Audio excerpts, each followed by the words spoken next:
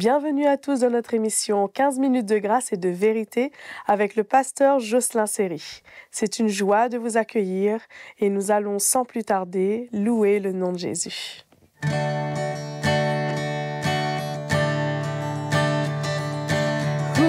les yeux de mon cœur, ouvre les yeux de mon cœur, je désire te voir, je désire te voir. Ouvre les yeux de mon cœur, ouvre les yeux de mon cœur, je désire te voir, je désire te voir. Élevé au plus haut des cieux, rayonnant de l'éclat de ta gloire, répands ton amour, ta force, alors que nous chantons, tu es saint. Ouvre les yeux de mon cœur, ouvre les yeux de mon cœur, je désire te voir, je désire te voir. Alléluia. Très bonne écoute à vous. Bienvenue à vous tous, mes frères et sœurs, dans cette dernière session de 15 minutes de grâce et de vérité, en compagnie aussi de Maëva. C'est la dernière fois que vous l'avez entendu chanter, du moins jusqu'à la prochaine session. Et pour terminer, j'aimerais continuer sur le thème du sage qui discerne le temps, qui connaît le temps et le jugement. Souvenez-vous, Ecclésiaste chapitre 8, verset 5 nous dit « Celui qui observe le commandement ne connaît point de choses mauvaises, et le cœur du sage connaît le temps et le jugement. » Et lors de la dernière session, je vous avais parlé du jugement du monde, comment nous les chrétiens, nous pouvons discerner d'après tout ce qui se passe, et comparant cela à ce que la parole de Dieu dit, que nous sommes vraiment dans des temps de jugement pour le monde.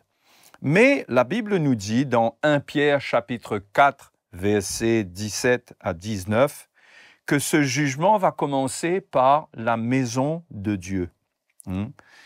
Car c'est le moment où le jugement va commencer par la maison de Dieu. Or, si c'est par nous qu'il commence, quelle sera la fin de ceux qui n'obéissent pas à l'évangile de Dieu? Et si le juste se sauve avec peine, que deviendront l'impie et le pécheur, ainsi que ceux qui souffrent selon la volonté de Dieu, remettent leur âme au fidèle Créateur en faisant ce qui est bien. Donc, parmi les temps de jugement que nous abordons, il y a le temps où Dieu juge sa maison. Et la première chose que je voudrais dire, c'est que le but premier du jugement de Dieu dans sa maison, ce n'est pas de détruire son peuple, mais c'est vraiment de mettre de l'ordre dans sa maison, c'est d'adresser des avertissements qui sont forts, et c'est aussi agir lorsqu'il y a de la rébellion, lorsqu'il y a de la résistance. Dieu va s'occuper de sa maison pour perfectionner son Église avant le retour du Seigneur. Donc ce jugement va commencer et ça va nous donner aussi, même dans l'Église, des temps difficiles, parce que cela ne va pas être facile d'être confronté à l'Évangile, de voir le niveau de l'Évangile augmenter et que cela va venir mettre de l'ordre dans notre nature charnelle, en nous. Ça va être l'œuvre de la croix, le message de la croix va être annoncé de telle manière que tout ce qui est ténébreux sera mis à la lumière, ne pourra pas rester caché et ça sera difficile. Ce seront des temps où il faudra s'humilier, accepter la parole de Dieu, renoncer à nous-mêmes. Et ça, c'est la bonne phase du jugement, parce que sinon, il y aura une autre action du jugement de Dieu, c'est celle de vraiment punir le mal. Ça s'est passé avec Ananias et Saphira, ça s'est passé dans d'autres conditions dans l'Église.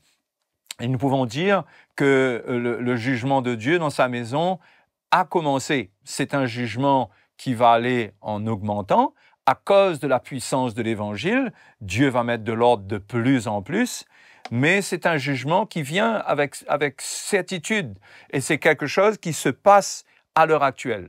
Mais nous ne pouvons pas, nous, venir mettre notre discernement et notre jugement et de nous prononcer en disant avec légèreté que c'est le jugement de Dieu, que telle chose se passe avec tel chrétien ou telle chose se passe avec telle église. Le jugement de Dieu appartient à Dieu. Mais nous savons que le Seigneur agit, le Seigneur purifie son Église. C'est pourquoi nous devons nous-mêmes faire attention, parce que ce jugement, il agit sur le plan collectif de l'Église, de l'Assemblée, il agit aussi sur le plan individuel.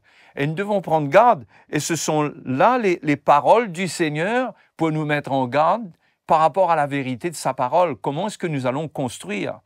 Ce passage de Matthieu chapitre 7, verset 24, je vous l'ai lu pendant ces sessions de 15 minutes de grâce et de vérité. Ce passage nous avertit sur la manière dont nous bâtissons, dépendant non seulement de l'écoute de l'Évangile, mais surtout de la pratique de la parole de Dieu, c'est-à-dire de l'obéissance à la parole du Seigneur. Et Matthieu 7, 24 nous dit, c'est pourquoi quiconque entend ces paroles que je dis et les met en pratique sera semblable à un homme prudent qui a bâti sa maison sur le roc. La pluie est tombée, les torrents sont venus et les vents ont soufflé et se sont jetés contre cette maison.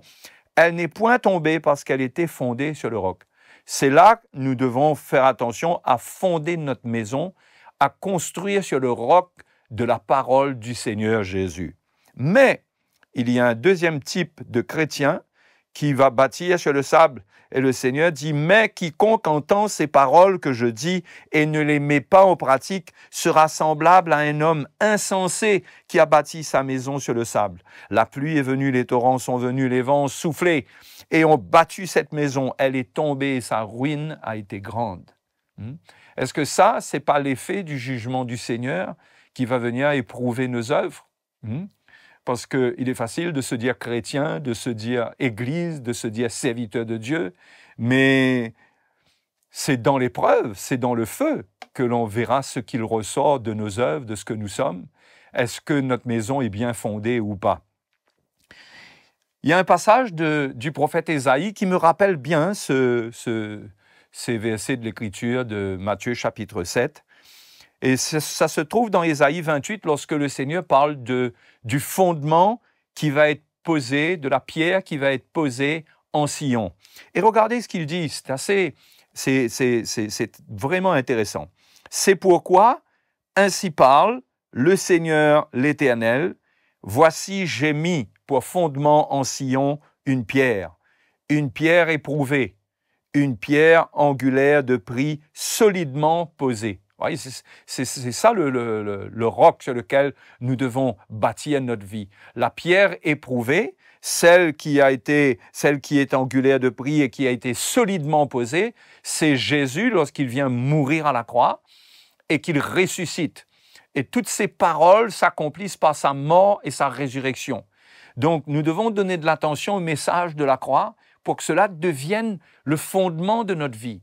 Que nous ne fondions pas notre vie sur autre chose que sur les paroles du Seigneur qui est venu mourir pour nous et nous donner la vie. Et là encore, le prophète Ésaïe dit « Je ferai de la droiture ».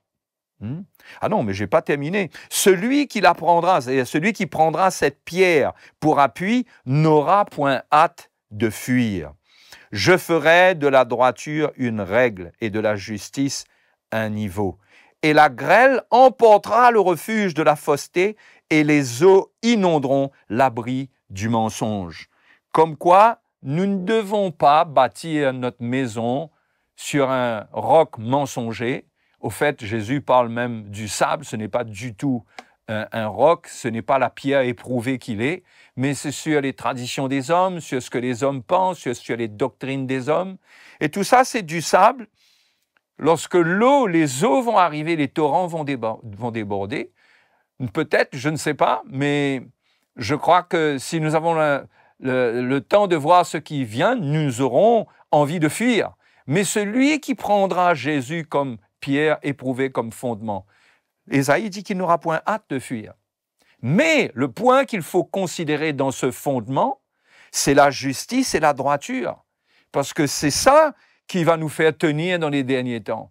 C'est pourquoi l'Évangile doit traiter de ce qui n'est pas droit, de la nature du péché qui œuvre en cachette dans nos cœurs, qui œuvre dans les ténèbres à l'intérieur de nous. Et c'est là que l'Évangile veut pénétrer. C'est dans cet abri qu'Ésaïe appelle l'abri du mensonge. C'est là où nous recevons toutes sortes de mensonges. Nous adhérons à des doctrines qui ne sont pas du Seigneur. Et nous faisons de ces doctrines notre refuge. Eh bien, quand le monde sera éprouvé, quand nous serons éprouvés dans l'Église, les torrents vont déborder, les vents vont souffler. Qu'est-ce qui va se passer? Notre maison ne tiendra pas. Parce que nous n'aurons pas bâti avec la droiture et avec la justice. Et la grêle, nous dit, emportera le refuge de la fausseté et les eaux inonderont l'abri du mensonge. Vous voyez, des doctrines, il y a toutes sortes de doctrines dans lesquelles on peut croire, qui sont des doctrines mensongères. Et nous ne pouvons pas bâtir notre maison sur du mensonge, parce que lorsque le jugement va venir dans la maison de Dieu, vers la maison de Dieu, le mensonge ne sera pas un abri de sécurité pour nous, mais ça sera emporté dans les eaux, dans tout ce qui va venir. Ça ne tiendra pas.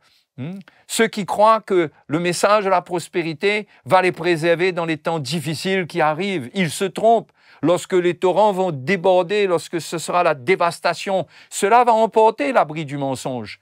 Et ceux qui se seront abrités dans le mensonge et qui n'auront pas écouté l'Évangile, les paroles du Seigneur, ils seront vraiment confus. Ils seront vraiment confus.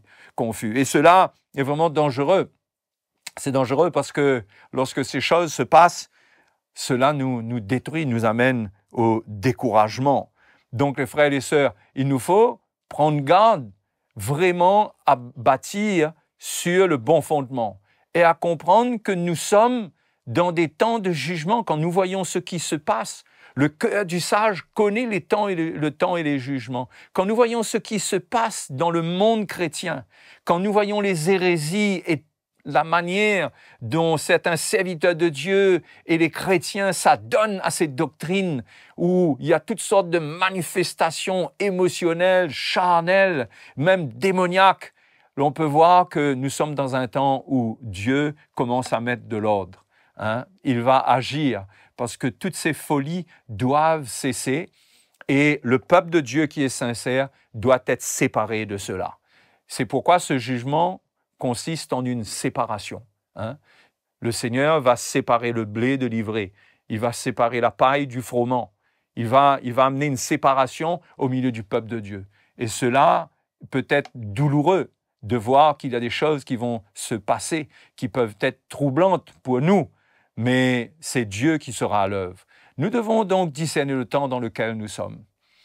Je pense que vous avez reçu un peu de lumière ces jours-ci concernant le temps de Dieu, le Dieu qui est le Dieu du temps et des circonstances. Je vous donne rendez-vous avec Maëva pour d'autres sessions, d'autres saisons. Pour ce qui nous concerne, on en a terminé pour cette saison. J'espère que vous avez été bénis et je prie que le Seigneur prenne soin de vous, continue à vous éclairer pour tout ce qui vient dans les prochaines sessions de 15 minutes de grâce et de vérité. Que le Seigneur vous bénisse, mes frères et mes sœurs. À la prochaine saison. Merci pour votre fidélité et merci au pasteur Jocelyn Seri de nous avoir partagé son cœur. Aimez et partagez cette vidéo. Bien sûr, n'oubliez pas de vous abonner à notre chaîne CTMI et si vous voulez nous écrire, si vous avez un témoignage ou même des questions, écrivez-nous à l'adresse qui s'affiche sur vos écrans. À bientôt.